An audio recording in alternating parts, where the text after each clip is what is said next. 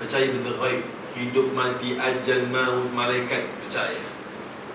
Kemudian orang yang mendirikan salat, wa mimma razaqnahum yunfiqun, rezeki yang diberi diinfakkanlah. Ini kalau nak cerita infak, tak cukup ni. Semalam saja cerita infak kan. Ustaz jangan cerita banyak Ustaz. Infak. Kemudian beriman pada Al-Quran dan kitab-kitab sebelum Quran, percaya pada hari akhirat. Secara kasar, carilah ilmunya ini. Sudahkah? Kalau belum, berarti mukminnya masih belum sempurna. Kalau kafir, tadi sifat si kafir, menutupi dan menyembunyikan kebenaran.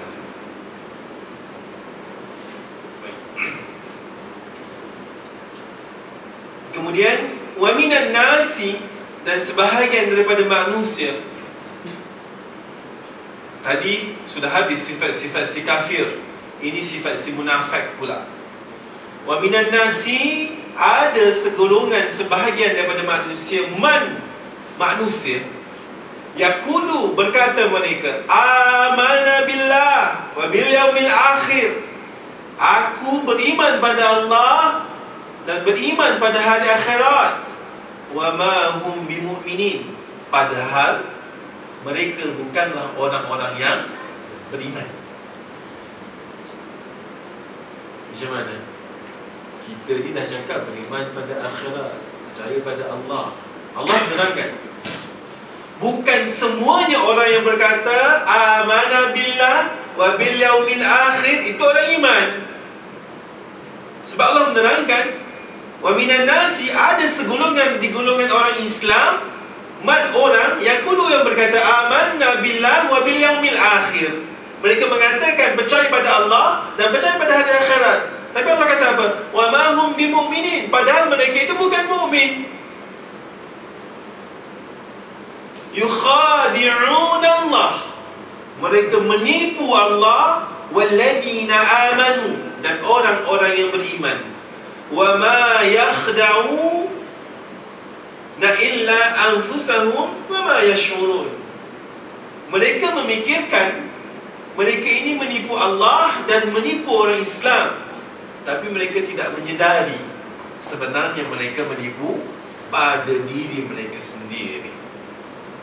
Fi qulubihim maradun, di dalam hati mereka ada penyakit, yakni sifat munafik. Tuan-tuan dan puan-puan,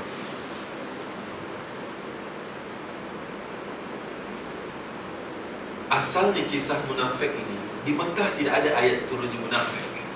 Tidak ada. Carilah ayat-ayat Makkiyah, tidak ada cerita munafik dalam ayat Makkiyah. Yang ada ayat Madaniyah. Tahu kan ayat Makkiyah? Ayat yang diturunkan kepada Rasulullah, yang mana ketika itu Rasulullah duduk di Makkah. Namanya Makkiyah, bukan orang yang kaki maki. Makkiyah. Madaniyah adalah ayat yang diturunkan kepada Rasulullah ketika Rasulullah sudah berhijrah ke Madinah. Tidak ada ayat munafik yang diturunkan ketika di Makkah. Tidak ada orang munafik ceritanya. Ketika sudah berhijrah ke Madinah, baru mula turun ayat munafik. Ini kalau dilihat, mulanya manusia yang mempropagandakan sifat kemunafikan ini begini. Ini belajar sejarah, selalu orang benci, tapi jangan benci saya. Orang Yahudi sebelum datang Rasulullah, sebelum Rasulullah diangkat jadi Nabi, Yahudi ni Islam. Benar? Kitabnya apa?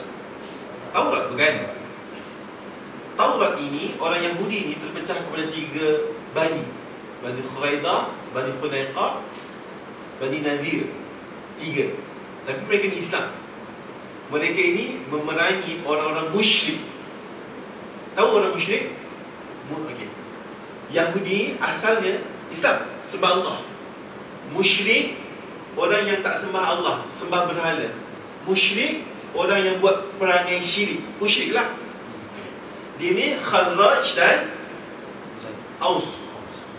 Biasa hafal. kalau kita para miswara boleh hafal, hafal sejarah Islam ini. Okey, hafal ini. Biasakan dengan sejarah Islam. Ya. Jangan cerita bapak ni Bugis, mak kau apa lagi? Siap.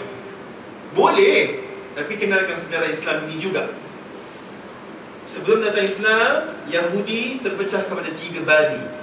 Bani Nadir, Bani Qunaiqah, Bani Khuraidah. Mereka ni Islam. Kitabnya Taurat sebelum turunnya Rasulullah.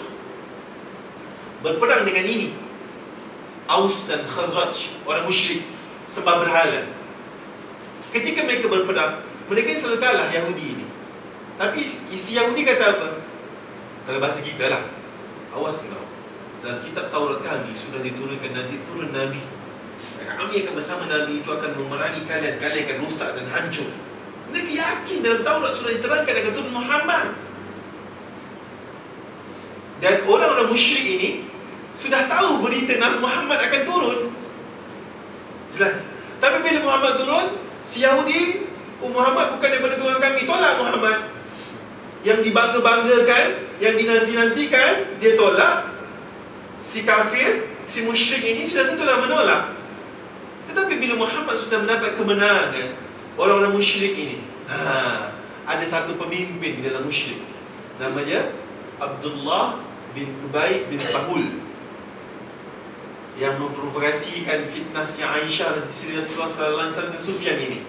Dia masuk ke dalam Islam dengan syarat sebenarnya dia masuk untuk membalas dendam.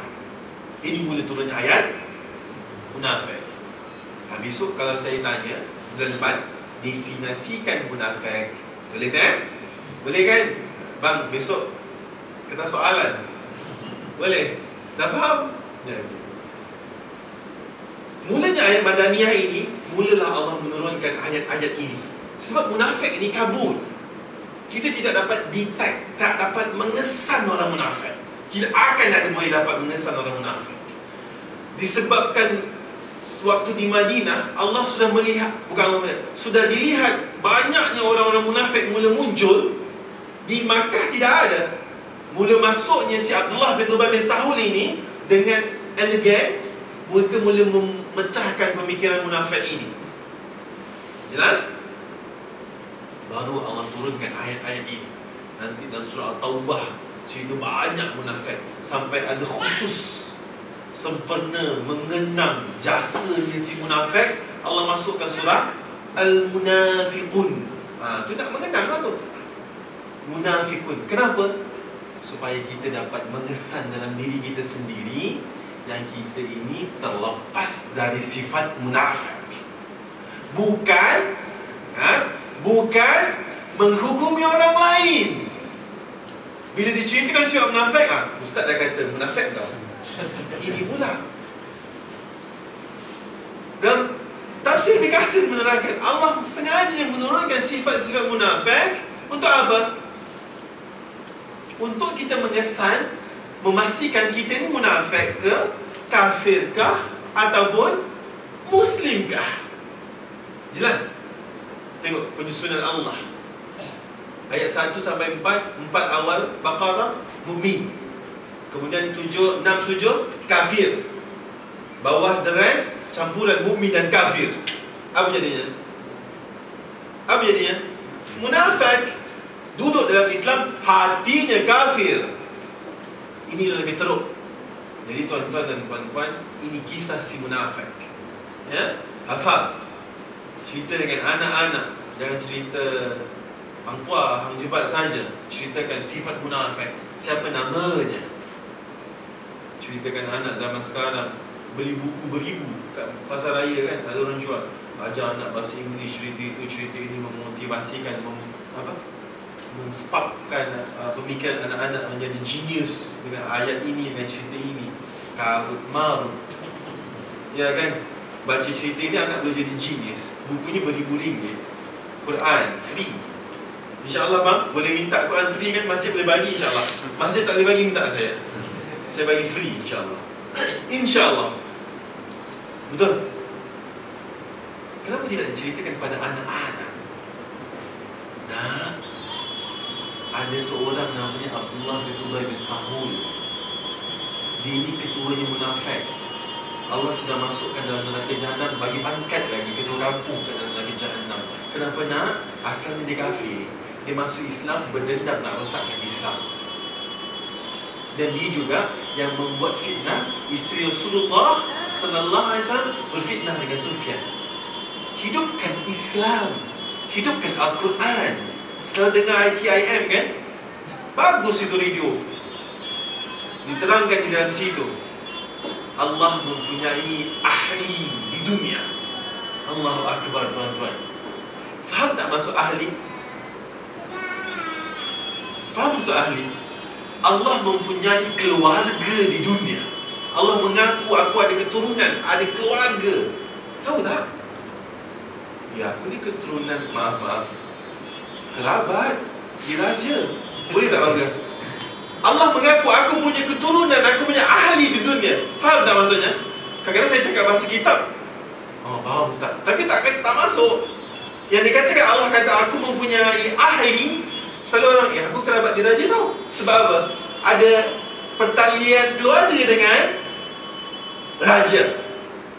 Ini Allah kata, Allah mengaku aku punya ahli di dunia, aku punya keluarga di dunia. Siapa? Orang yang mengamalkan Al-Quran, orang yang menguasai Al-Quran. Maukah kalian menjadi keluarganya Allah? Tak mahu, tidak mahu, bermasalah besar. Jelas? Maaf, di awal munafik ni kena, ini pengenalan lah, ya? Nanti sifat-sifatnya dah mudah lah.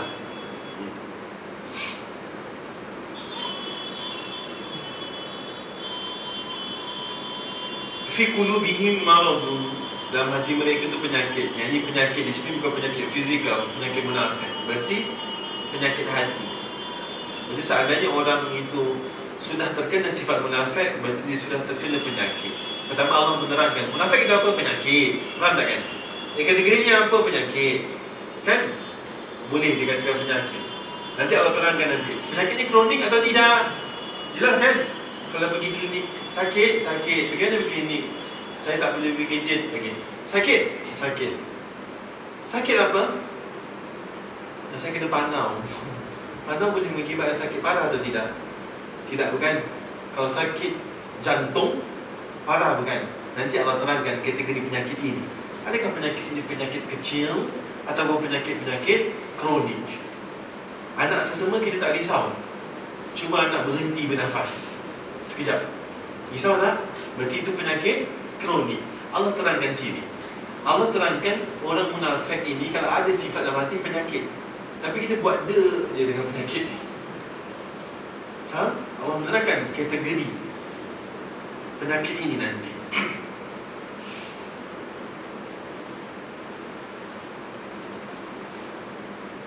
Walahum azabun alim, dan bagi mereka siksa yang pedih, bima kanu yakdzibun, dengan apa-apa yang telah mereka dustakan. Wa idza qila lahum, dan apabila diberitakan kepada mereka, la tufsidu fil ard, janganlah kalian membuat kerosakan di bumi. Qalu, berkata mereka, innama nahnu muslimun. Mereka menjawab, sesungguhnya kami bukanlah orang yang merosakkan bumi, tapi orang yang membuat kebaikan pada bumi. Maksud ayatnya apa? Ayat, janganlah kalian membuat kerosakan pada bumi. Dia menurut Allah kata, kau jangan rosakkan bumi. Apa maksud rosak bumi? Ambil cangkul tanah, tebang pokok. Betul? Sebab dia rosakkan bumi? Tidak. Apa jadi kepada bumi apabila orang melakukan maksiat, kerosakan, kemungkaran? Allah akan gempa bumi, banjir, malapetaka, bukan? Orang yang melakukan maksiat, dia menyebabkan bumi ini dirosak. Untuk menjaga bumi ini, memelihara bumi ini, sibuk ada Green Day, sibuk ada hari plastik, ini tidak akan berjaya. Bumi akan hancur. Sebab dalam Islam, untuk menjaga bumi, jagalah keimanan. Nak rusak bumi, buatlah kerusakan. Kata Allah apa pada orang munafik? Wa idza qila lahum, ketika dikatakan pada mereka munafik, la tufsidu fil ard, janganlah kalian buat kerosakan pada bumi ini. Sama kan? Jangan tebang pokok, boleh tak? Pokok tu di mana? Di bumi. Jangan tarah gunung, gunung tu di mana? Di bumi. Tapi apakah orang Yahudi menarah gunung waktu itu? Tidak. Tapi dengan membuat maksiat, bumi ini akan hancur. Maksiat, hancur, kiamatlah. Senang tak pengiraannya? Sekarang mungkin 10%, 20% melakukan maksiat, sudah ada gempa bumi, sudah ada tsunami, sudah ada banjir kilat, sudah ada macam-macam kerusakan. Nah, 20%, 30%, 100%, hancurlah bumi. Untuk menjaga bumi, lakukanlah keimanan kepada Allah, bumi tidak akan terusak. Kenapa kita perlu bertanggungjawab menjaga bumi? Seumpama menjaga rumah lah. Kalau tempat kediaman kita tidak dijaga dengan rapi, biarkan hancur, roboh, mati tak? Mati. Begitu juga dengan bumi. Si munafik ini Allah menerangkan, janganlah kalian merusakkan bumi. Berarti jangan berbuat maksiat. Maksiat mereka kan munafik ini, mereka ini, orang munafik ini dalam Islam, dia duduk dengan Islam. Dia asalnya si kafir kan. Ketika di Islam, dia duduk Islam. Ketika tidak ada Islam, dia pergi ke perkumpulan kafir, hidup dengan cara kafir, duduk dengan orang kafir, cara hidup macam orang kafir, berhidup dengan orang kafir. Qalu inna nahnu muslihun. Dia kata kami bukannya duduk kat sana, kami pergi sana, kami pergi lepak duduk dengan si kafir itu sebab kami nak amal makruf, kami nak buat baik.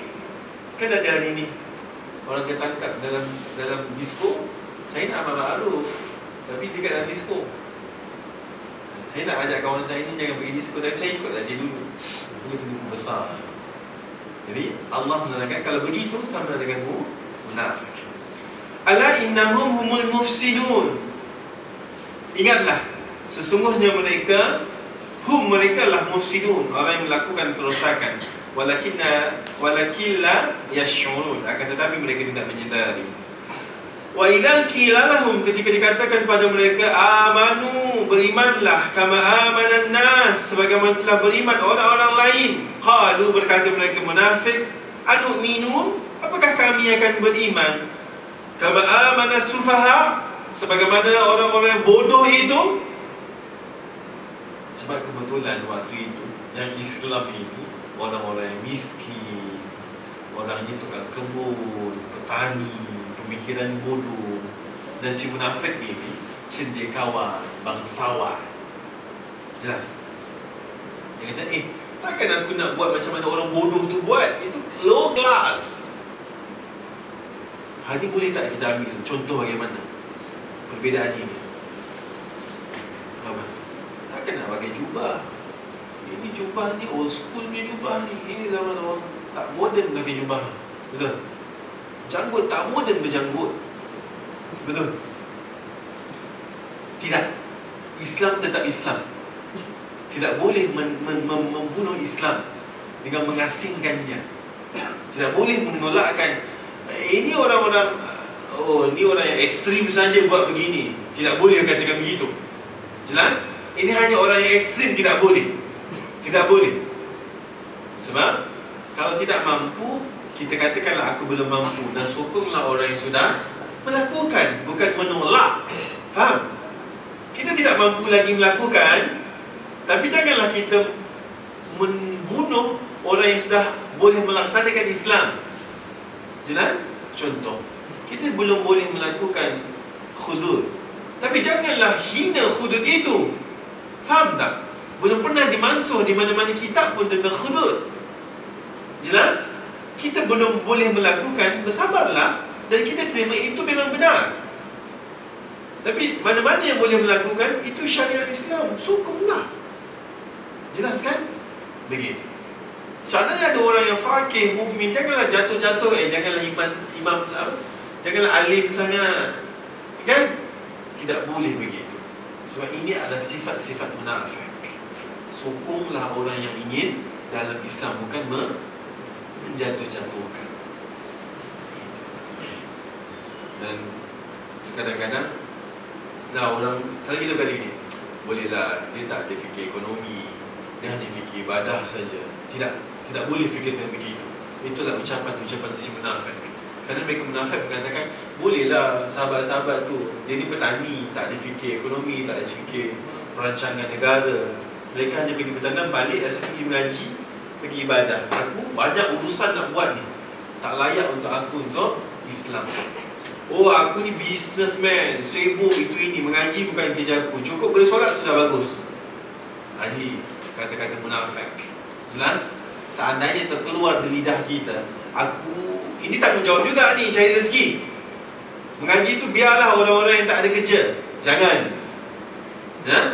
Ini sifat-sifat munafik.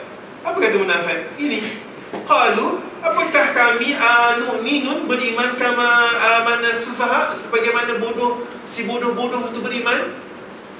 Kami ni lebih dipentingkan di ekonomi. Kami ni lebih dipentingkan pemikiran kami memikir mencantul ekonomi negara daripada kami pergi duduk mengaji dengan si Muhammad. Dan hari ni kalau ada terkeluar mulut orang, mengaji lah, tak boleh, saya busy lah, tak apalah, orang yang tak sibuk, dah bencin-bencin dah, pergilah mengaji. Pernah dengar ini? Selalu dengar ini? Saya penat, nak tidur, besok nak pergi kerja.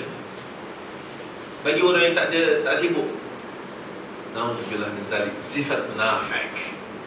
Ini Allah terangkan. Tapi jangan pula nanti ada orang Islam sebelah yang tak pergi ngaji, Ustaz kata kau munafik, weh. Jangan. Untuk diri, ya ayyuhalladzina amanu qu anfusakum ahlikum nara, untuk diri sendiri, ya.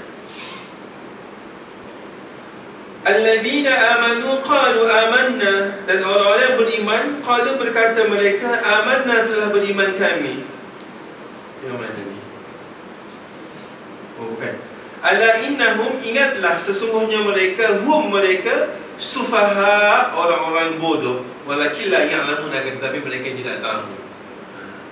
Mereka kata orang yang mengaji, dan munafik kata orang yang beriman itu orang bodoh. Tapi sebenarnya yang sudah membodohkan si bodoh, dialah orang yang bodoh. Ya. Jadi begitulah. Jangan, seandainya ada orang yang ingin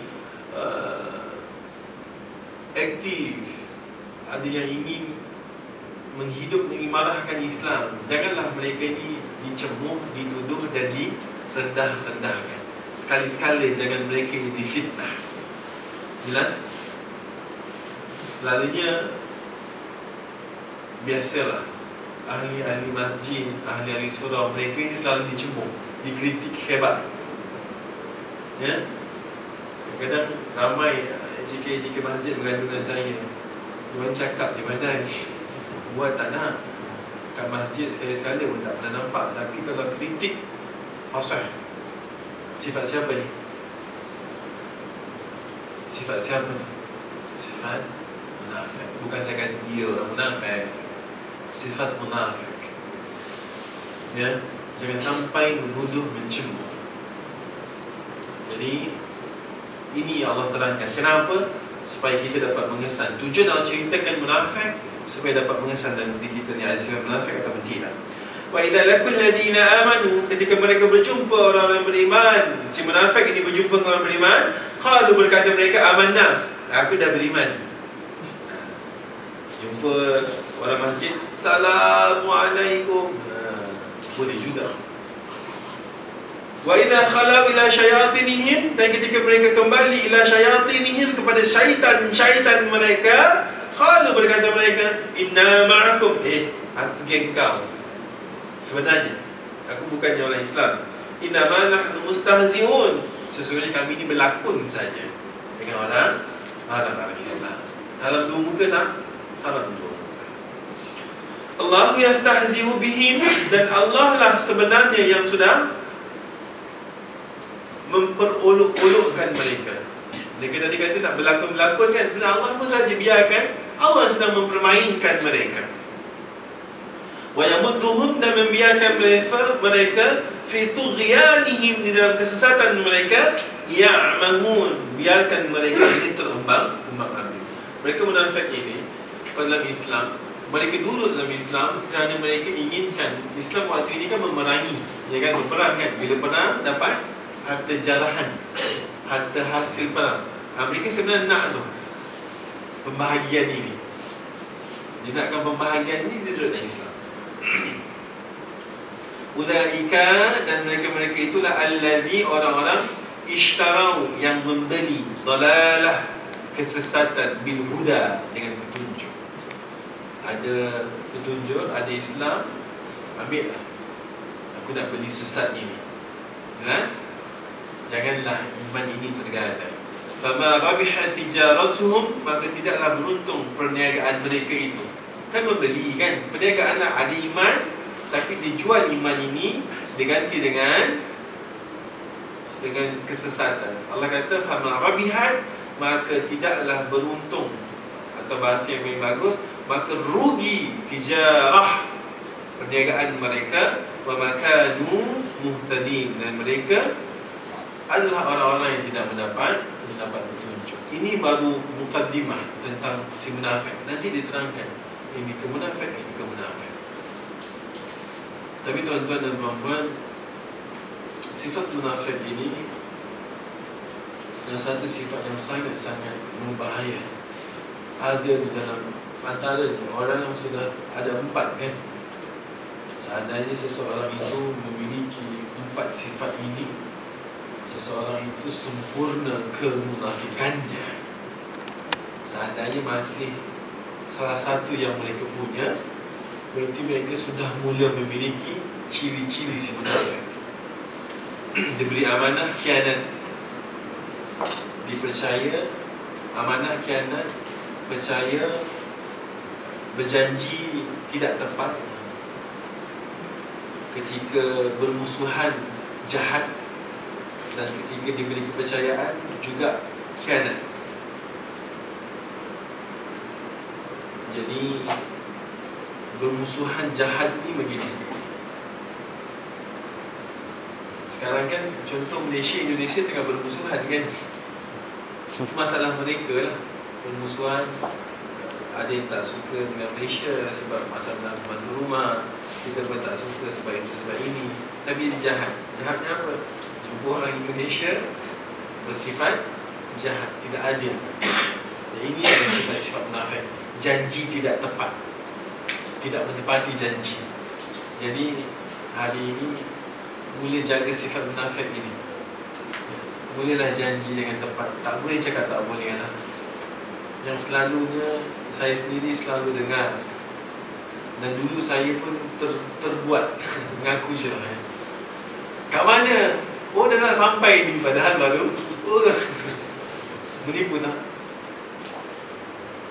Berbohong tak? Kat mana? Dalam perjalanan, sudahlah, on the way. Kadang-kadang duduk saya kena bila, kat mana ni? Anda akan sampai ni. Duduk kat sebelah saya ni. Biasa buat tak tahu je. Buat je. Tapi berbohong tak?